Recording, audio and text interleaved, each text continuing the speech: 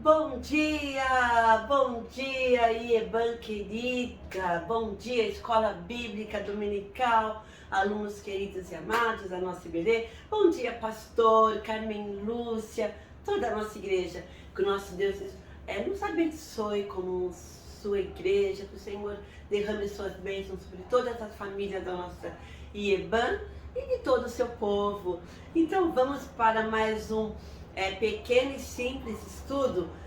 Estamos vendo cartas paulinas, mensagens divinas. Que o nosso Deus nos abençoe.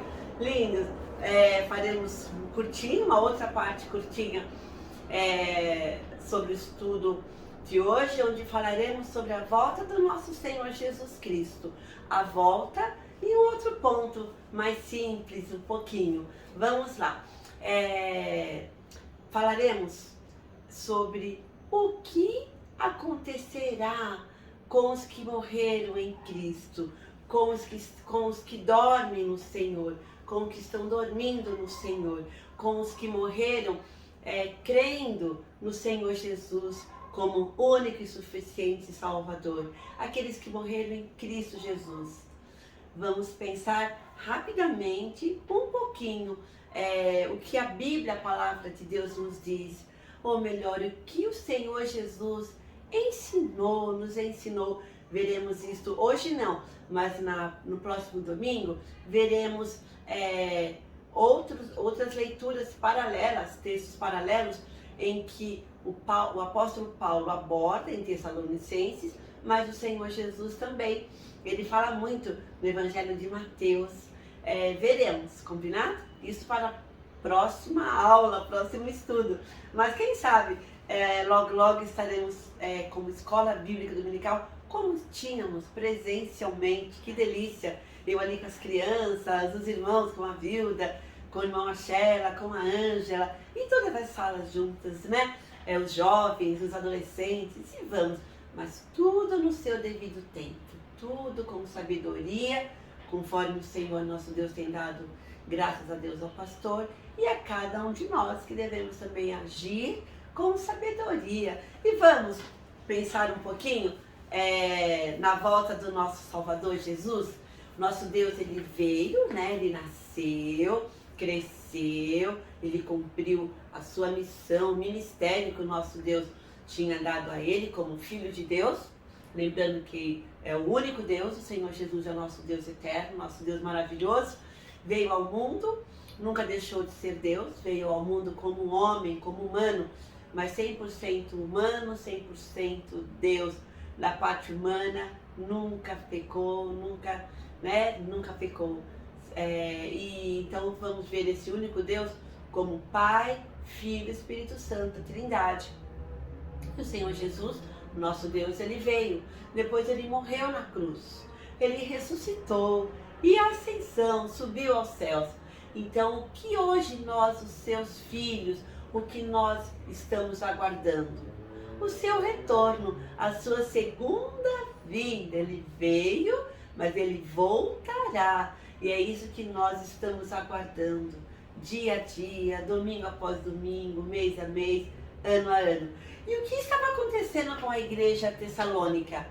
Eles estavam ainda apreensivos, era um assunto polêmico para eles. Por quê, meus irmãos? Vamos só terminar encerrando sobre santidade. Paulo deixou bem claro, Paulo trabalhou bastante, que os irmãos da igreja tessalônica, eles precisavam buscar a santidade. E a santidade nós encontramos no Senhor nosso Deus. Eles tinham que buscar, né, a santidade em Cristo Jesus, no nosso Deus. E depois desse ponto, o que ficou na igreja tessalônica, não como uma marca negativa, mas o que Paulo percebeu que precisava ser trabalhado, era a volta do Senhor Jesus. Para falar a verdade, a volta do Senhor Jesus, mas o que estava deixando a igreja tessalônica, apreensiva, inquieta, com muitas dúvidas. Eles tinham dúvidas com seus entes queridos, com os que já haviam morrido. Qual que era a dúvida deles? O que vai acontecer com os nossos parentes, nossos amigos, nossos irmãos que morreram. Nós estamos aguardando, isso aí em Tessalônica pensando, né? Qual era a questão, o dilema, a preocupação deles. Nós estamos vivos, estamos aguardando a volta do nosso Salvador. E será uma festa para nós, a volta gloriosa, com anjos, com trombetas. Mas e os que morreram? O que vai acontecer com eles? Essa era a dúvida, era a questão. O que acontece? O que vai acontecer na volta do nosso Deus? Então, lembram que nos estudos, né, no começo, eu também falei com os irmãos que Paulo, ele não teve a oportunidade de ficar um bom tempo na igreja de Tessalônica. Ele era perseguido, foi perseguido, então ele não ficou e não deixou muita coisa escrita para eles. Então, que infelizmente, algumas pessoas acabaram, os hereges, lembram? Eles acabaram inventando, criando estudos, doutrinas falsas, falando da volta, da ressurreição, que os que estavam vivos, sim, iriam desfrutar da vinda gloriosa, majestade do nosso Deus. Eles que estavam vivos, porque os mortos, qual o futuro deles? O que estava acontecendo? Então, Paulo, na primeira carta aos Tessalonicenses, capítulo 4, meus irmãos, ele deixa tão claro, tão tranquilo para nós. Então eu vou ler para os irmãos as inquietações daquela igreja do passado, que estavam um pouquinho assim perdidos, sem saber o que iria acontecer quando o Senhor voltasse, com os que morreram em Cristo Jesus, com os que estavam dormindo no Senhor. Então, nada melhor que eu ler para vocês. Olha só, a vinda do Senhor Jesus, mas aqui trabalhando um ponto principal, os mortos, os que morreram em Cristo, o que irá acontecer? É maravilhoso. Vamos ver, vamos ouvir? Então, é a primeira carta aos Tessalonicenses, capítulo 4, a partir do versículo 13 até o 18. Vou ler para os irmãos. Paulo falando: irmãos, queremos que vocês saibam a verdade a respeito dos que já morreram, para que não fiquem tristes, como ficam aqueles que não têm esperança. Então eles estavam desesperados, sem esperança do porvir, do futuro glorioso que nós esperamos, que nós aguardamos e que nos espera. Então, para que não fiquem tristes como ficam aqueles que não têm esperança. Então Paulo continua: nós cremos que Jesus morreu e ressuscitou. E assim cremos também que depois que Jesus vier, Deus o levará de volta e junto com ele levará os que morreram crendo nele, de acordo com o ensinamento do Senhor. Então Paulo está falando de acordo com o ensino do Senhor Jesus, meus irmãos.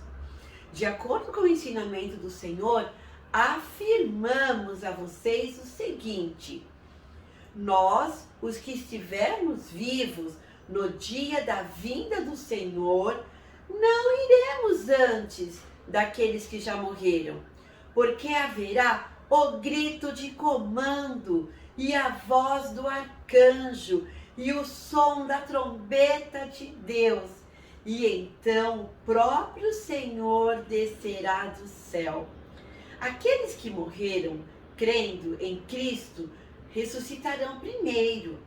Então nós, os que estivermos vivos, seremos levados nas nuvens junto com eles, para nos encontrarmos com o Senhor no ar. E assim ficaremos para sempre com o Senhor. Portanto, animem uns aos outros com essas palavras. Então, Paulo encerra o capítulo 4 da primeira carta aos Tessalonicenses, e a semana que vem eu darei continuidade. Olha só sobre o que falaremos. Prontos para a vinda do Senhor. Então, meus irmãos, Paulo tranquiliza os corações dos nossos queridos do passado, da igreja de Tessalônica, afirmando, de acordo com os ensinos do Senhor Jesus, que quando o Senhor voltar, os que morreram crendo nele, os que morreram em Cristo, ressuscitarão. E nós, os que estivermos vivos, subiremos com esses que foram ressuscitados pelo nosso Deus, o Senhor Jesus. Esses que o Senhor ressuscitará, todos. É um dia glorioso, será um dia glorioso, o dia da vitória. Então, olha só, o Senhor, ele ressuscitará os que morreram, crendo nele, os que morreram em Cristo. Ele ressuscitará e nós, os que estivermos vivos, subiremos, porque o Senhor estará nas nuvens, nos esperando. Então, subiremos com todos e estaremos no céu, todo o povo do nosso Deus reunido. É o que eu acabei de ler para os irmãos. Vejam só. Então nós, os que estivermos vivos, seremos levados nas nuvens junto com eles, para nos encontrarmos com o Senhor no ar. E assim ficaremos para sempre com o Senhor.